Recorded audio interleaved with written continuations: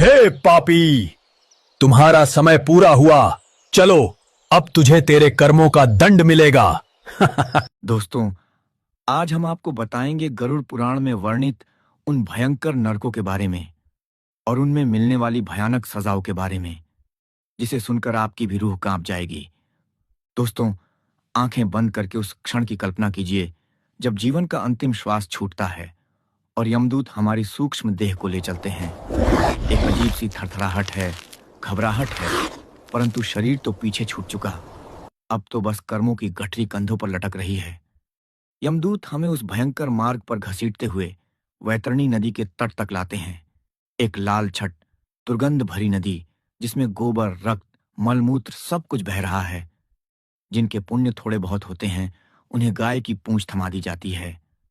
बाकी आत्माएं उसी सड़ांध में डूबते उतर आते, कांपती हुई पार जाती हैं। यह पहली सीख है। जीवन भर हमने जिस पवित्र गौवंश का सम्मान किया या अपमान, वही यहां हमारी नाव बनता है या हमारा बोझ। नदी पार करते ही दूर दूर तक फैला अंधेरा दिखाई देता है।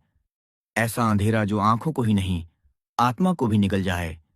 वहीं सामने यमराज का दरबार है, जहां चित्रगुप्त हमारी समूची जीवनी पढ़कर निर्णय सुनाते हैं। कौन सा पाप हमें किस नरक की ओर ले जाएगा। तभी एक विशाल काला द्वार खुलेगा और नरक यात्रा शुरू होगी।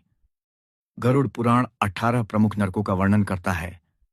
आइए, मैं आपको क्रमवार उन सब लोकों में लिए चलता हूं, ताकि समझ सकें कि हर छोटे से छोटे अधर्म का हिसाब कितना बड़ा हो सकता है। सबसे पहले है तामिस्त्र। यह अंधकार का सागर है, इतना घना कि हाथ सामने करो तो दिखे नहीं। पति पत्नी, भाई भाई, मित्र, जिसने भी छल से किसी का धन या इज्जत छीना, वे यहां गिराए जाते हैं। लोहे की मोटी जंजीरें पापी को बांधती हैं। यमदूत उसे धकेल धकेल कर कठोर दीवारों से टकराते हैं। अंधेरे में दिशाहीन घिसटना, भीतर ही भीतर घुटन और मन में अंकुरित पछतावे की आग, यही इस नरक का सतत भोजन है। इस अंधियारे का भी एक गहनतम भाग है अंधता मिश्र।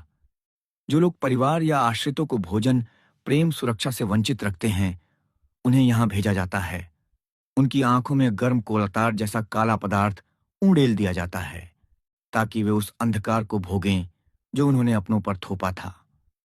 हर क्षण वे रोशनी के लिए छटपटाते हैं, पर प्रकाश का एक कण भी नसीब नहीं होता।